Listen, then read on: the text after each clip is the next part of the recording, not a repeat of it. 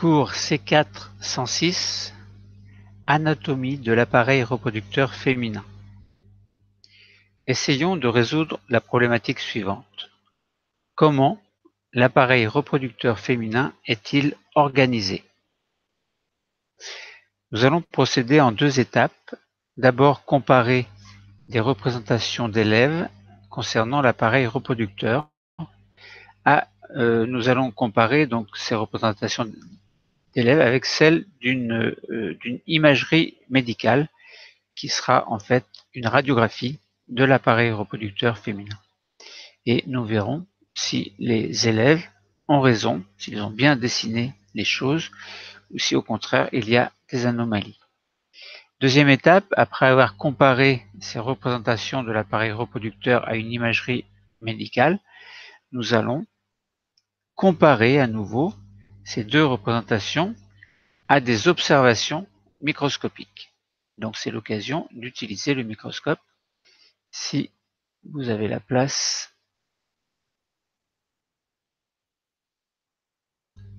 Si vous avez la place, je ne sais pas pourquoi je dis si vous avez la place, ça ne sert à rien. Alors, donc commençons par étudier le document numéro 1 qui concerne deux représentations d'élèves concernant cet appareil reproducteur féminin.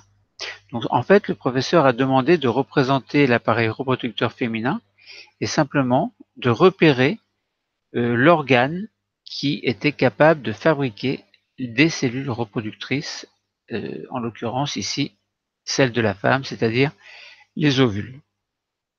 Alors, il y a deux dessins, en fait. Un dessin, un premier dessin, donc élève numéro 1, un deuxième dessin, élève numéro 2. Alors, l'élève a marqué, donc il a fait un dessin et il a légendé en marquant le titre « Croquis de l'appareil génital féminin ». L'élève numéro 2 a écrit « Croquis de l'appareil génital féminin ».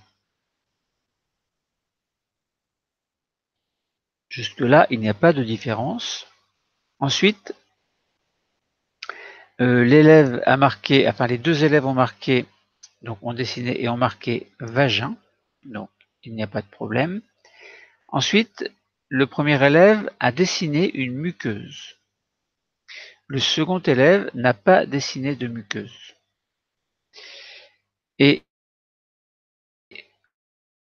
le premier a dessiné également l'utérus. Il a dessiné également l'équivalent de ce que l'on appelle une trompe utérine. Il a dessiné, donc c'est toujours cet élève numéro 1, un ovaire.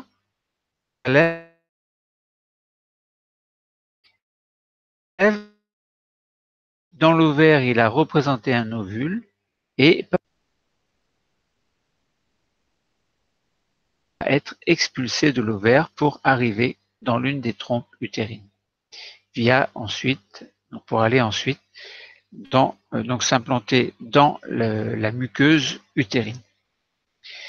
Concernant l'élève numéro 2, donc il a représenté le vagin, mais il n'a pas représenté de muqueuse à l'intérieur de l'utérus. Alors, il a bien marqué. Alors, le premier élève n'a pas marqué col de l'utérus, alors que le second élève a bien noté qu'il y avait le col de l'utérus. Et ensuite, il a fait l'équivalent d'un utérus et ensuite l'équivalent de deux trompes utérines. Mais il a dessiné un ovaire à la limite entre le vagin et l'utérus au niveau du col de l'utérus. Et il a fait un petit rond à l'intérieur de l'ovaire pour montrer qu'il y avait un ovule. Bon, voilà. En fait, pour bien comprendre, il faut voir les schémas. Alors, est-ce que ces schémas sont corrects ou pas de votre point de vue?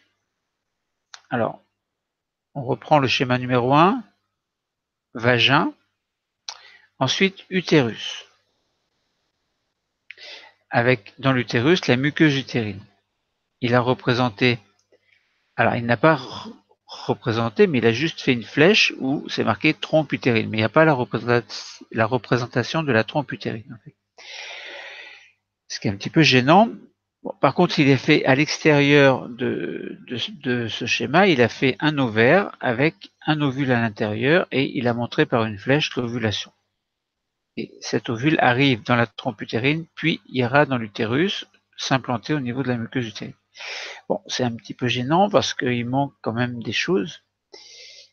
Vagin, muqueuse, utérus, trompe utérine. Bon, nous verrons ça tout à l'heure. Le schéma numéro 2, donc on reprend ce schéma, donc vagin, le col de l'utérus avec les ovaires qui sont là. Alors on se demande ce qu'ils font là. L'utérus, bon, il n'y a pas de muqueuse utérine, par contre il y a les deux trompes utérines, mais il y a les ovaires, enfin on se demande à quoi elles servent. En fait, on voit très bien qu'il y a des choses qui sont bien au niveau du schéma, mais il y a quelques petites anomalies que nous allons déjouer tout à l'heure, enfin pas déjouer, mais essayer d'interpréter d'une autre façon en regardant, en visionnant un schéma correct.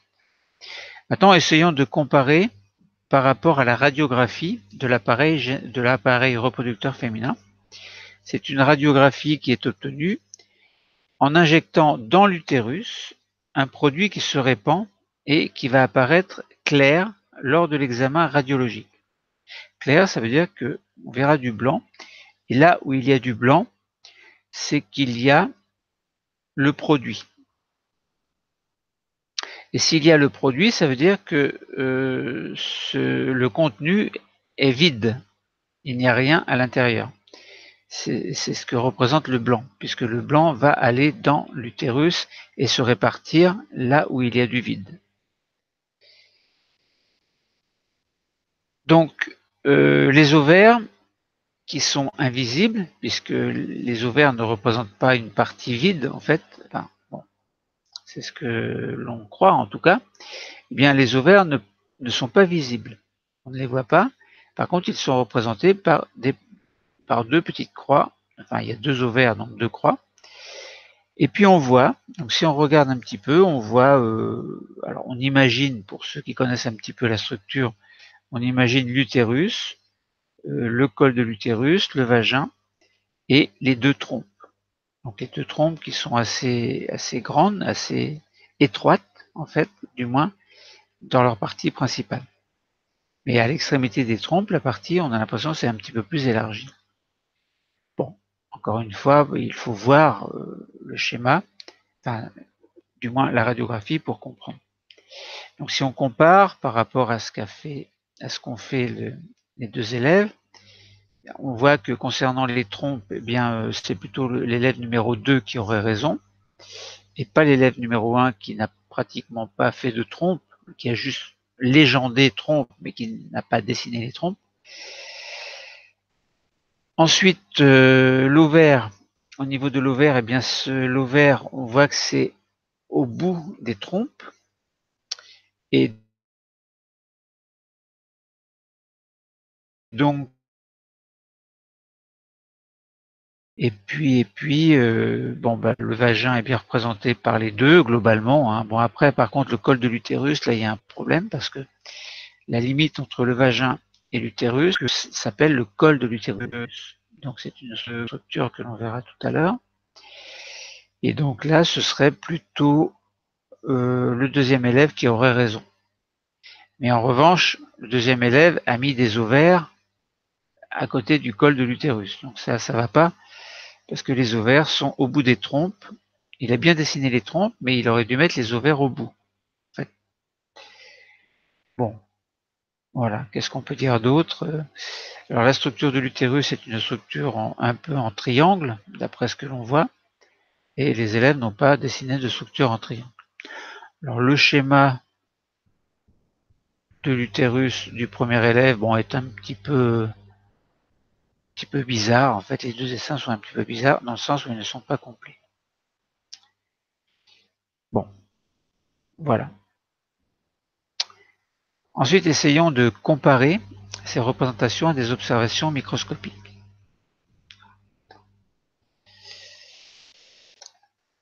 Alors, nous voyons en fait l'appareil reproducteur féminin, donc à la puberté, l'ovaire va contenir un certain stock de quelques milliers d'ovules. Les cellules reproductrices femelles, que l'on appelle les gamètes femelles, donc c'est ce stock d'ovules en fait, c'est ce que l'on appelle les cellules reproductrices femelles, ou les gamètes encore. Donc dans un ovaire, chaque ovule est contenu dans un petit regroupement de cellules ovariennes. L'ensemble va constituer ce que l'on appelle un follicule. Donc ça veut dire qu'on a plusieurs cellules et autour d'une structure, en fait. Et cette structure, donc, c'est l'ovule. Donc, petite cellule autour et ovule s'appelle le follicule. Alors, environ tous les 28 jours, un ovule va être expulsé par un ovaire. C'est ce que l'on appelle l'ovulation. Et chaque ovaire est responsable de l'ovulation en alternance. Alors, c'est peut-être pas toujours en alternance, hein, mais là, on va dire en alternance, il y en a deux. On va dire que c'est une fois sur deux, l'un et l'autre expulsent. En alternance, et les deux fonctionnent de la puberté jusqu'à la ménopause. Alors, c'est quoi la ménopause? On donne une définition. C'est la période de la vie d'une femme autour de 50 ans où leurs ovaires cessent de fonctionner. Pourquoi? Simplement parce qu'il y a, dans les ovaires, il y a un stock d'ovules. Et lorsque le stock d'ovules a disparu, eh bien, il n'y a plus d'ovulation. C'est ce que l'on appelle, enfin, c'est le début de ce que l'on appelle la ménopause. C'est-à-dire qu'il va y avoir l'absence des cycles chez la femme. En théorie, bon. C'est comme ça que ça se passe en théorie lorsqu'il n'y a plus d'ovules dans les ovaires. Alors, donc la structure de l'appareil génital féminin, donc si vous regardez le schéma, on voit donc on représente le vagin, le col de l'utérus, puis l'utérus. L'utérus qui a un petit peu une forme en triangle, et à l'intérieur de l'utérus, donc il y a une muqueuse utérine que l'on n'a pas représentée ici, et l'utérus est formé aussi par des parties musculaires. Bon, et puis il y a, donc de part et d'autre, et plutôt vers le haut de l'utérus, donc deux espèces de trompes qui forment un grand arc de cercle, voire un cercle complet, et au bout, il y a les ovaires. Alors les ovaires ne sont pas fixés sur l'extrémité des trompes, mais simplement posés. Bon, ces ovaires sont un petit peu dans le vide en fait, et il y a donc simplement contact entre l'extrémité de la trompe et les ovaires. De ce fait-là, lorsqu'il y aura une ovulation, eh bien l'ovule va pouvoir être recueilli par la trompe, par l'extrémité de la trompe, et cet ovule ensuite va se diviser en 2, 4, 8, 16, etc., tout en migrant tout doucement dans la trompe, puis cet amas de cellules qui ne sont pas encore organisées vont venir se fixer dans l'utérus en s'implantant dans la muqueuse utérine qui est censée, le 15e jour du cycle menstruel, qui est censée être assez épaisse. L'épaisseur de la muqueuse a pour but d'accueillir l'éventuelle cellule œuf qui se sera divisée en plusieurs fois. Donc on a cette espèce d'amas de cellules qui vont ensuite s'organiser pour donner un embryon puis un fœtus. Donc l'implantation se fait dans la muqueuse utérine et de même que le placenta va s'organiser tout doucement. Mais c'est pas l'objet de l'étude aujourd'hui. Aujourd'hui, nous ce que nous cherchons, c'est à comprendre la structure de l'appareil génital de la femme. Donc on répète vagin, ensuite le col de l'utérus, les trompes utérines et à l'extrémité il y a les ovaires qui contiennent les ovules. Alors, si on observe au microscope la structure de l'ovaire, eh bien, on voit que dans chaque ovaire, enfin que dans l'ovaire qui est représenté dans le document numéro 3, il y a de nombreux petits ronds blancs. Eh bien, ces nombreux petits ronds blancs représentent, on va dire, autant d'ovules. Mais, comme on a dit, autour de l'ovule, donc il y a d'autres cellules, et l'ensemble formant un follicule. Alors, notamment, à partir d'une coupe de l'ovaire, on a un petit carré qui est agrandi et on nous représente justement entouré d'un trait noir, en fait, ce qui est le follicule.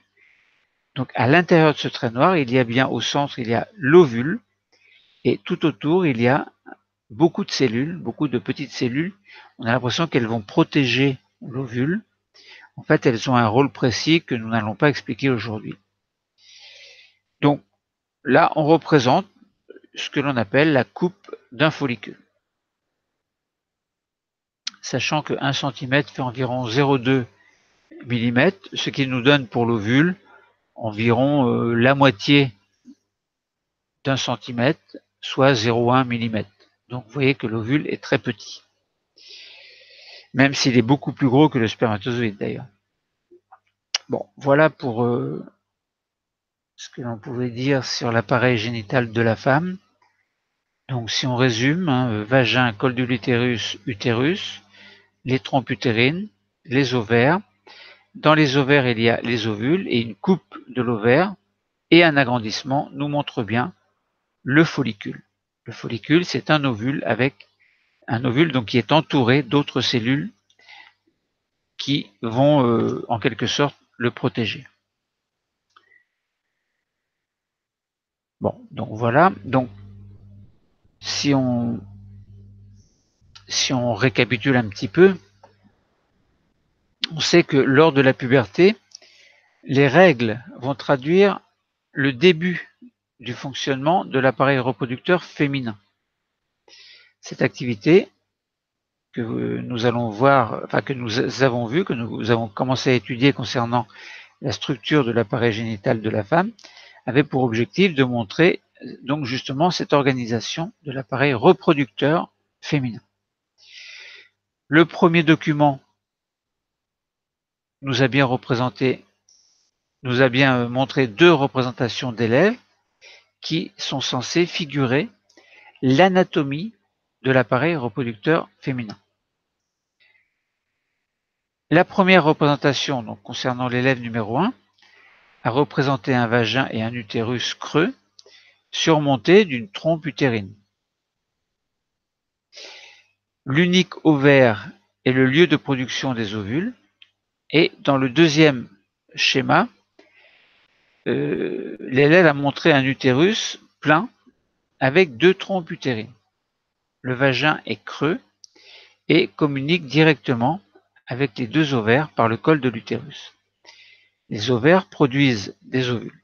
Donc ces deux représentations sont scientifiquement fausses, évidemment, mais elles permettent à l'élève de se poser les bonnes questions et d'élaborer leur propre représentation, en fait. Ensuite, il suffira pour lui-même, en fait, de trouver des schémas un petit peu plus élaborés de manière à mieux comprendre.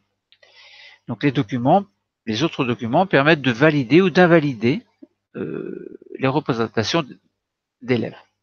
Donc, il faut faire des allers-retours entre les schémas représentés, la radiographie et puis la réalité, en fait, représentée dans le document, dans le dernier document. Donc justement, ce document 2 permet de montrer que l'utérus est un organe creux, concernant la radiographie, qu'il possède deux trompes dont les extrémités sont proches des deux ovaires. Voilà, donc c'est ce qu'auraient dû représenter les élèves. Donc l'utérus est un organe creux avec deux trompes et les extrémités des trompes sont proches des ovaires, ce qui permettra de recueillir les ovules.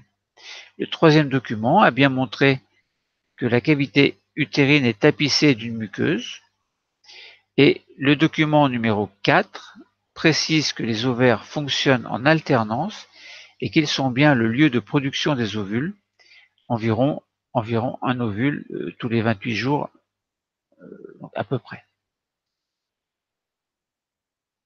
Donc j'ai oublié de vous montrer au niveau de l'utérus, en fait, de vous expliquer qu'au niveau de l'utérus, donc on a fait une coupe a été présentée, c'est celle de l'utérus justement, où l'on voit bien qu'il y a à l'intérieur une espèce de muqueuse, une espèce de membrane un petit peu différente de la partie musculaire que l'on voit dans le schéma général, en fait.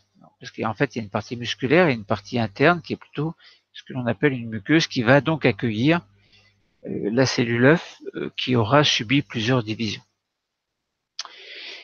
Et on voit également, donc en faisant une autre coupe de l'ovaire, une espèce de masse bleue, alors les couleurs sont artificielles évidemment, une espèce de masse bleue là qui représente en fait un ovule qui est en train d'être libéré. Alors en fait, donc toujours ovule, c'est plutôt le follicule en fait, c'est-à-dire ovule avec les cellules autour. Bon. Donc voilà ce que vous pouvez dire. Alors, si l'on voulait organiser une correction écrite, dans les documents 1 et 2, il fallait retrouver en quoi chaque représentation proposée n'était pas cohérente avec la radiographie. Bien, le dessin du premier élève n'est pas cohérent avec la radiographie car il ne comporte qu'une seule trompe utérine et un seul ovaire. Le dessin du deuxième élève, quant à lui, comporte des erreurs aussi, car il comporte un utérus plein alors qu'il est en réalité creux. De plus, le deuxième élève a placé les ovaires près du col de l'utérus, alors qu'ils sont situés à l'extrémité des trompes utérines. Ensuite, donc il fallait réaliser éventuellement une observation au microscope d'une lame d'utérus et ou d'ovaire pour repérer une structure représentée dans le document. Donc là, les observations microscopiques ont permis de retrouver les photographies que l'on a étudiées dans le document numéro 3, à savoir donc une coupe d'utérus montrant une partie musculaire et une partie que l'on appelle la muqueuse, une coupe d'ovaire également que l'on pouvait regarder en voyant qu'à l'intérieur il y a de nombreux follicules, enfin nombreux, c'est relativement nombreux follicules de différentes grosseurs, et une coupe un petit peu plus fine, enfin, ou rapprochée du moins, agrandie du moins, de ce que l'on appelle un follicule, avec l'ovule à l'intérieur et les cellules qui l'entourent. Bon. Donc voilà, ensuite, dans les documents 1 à 3, il fallait retrouver un élément cohérent dans chacune des représentations proposées, éventuellement. Donc l'élève a pu mentionner une proposition parmi celles-ci. L'élève numéro 1 a bien représenté un utérus et un vagin creux. La position de l'ovaire en communication avec la trompe utérine. Un ovule issu de l'ovaire est émis dans la trompe. Je répète, une proposition pouvait être mentionnée, c'est-à-dire que le premier élève a bien représenté un utérus et un vagin creux. La position de l'ovaire en communication avec la trompe utérine, donc c'était bien, et un ovule issu de l'ovaire et émis dans la trompe, c'était bien aussi.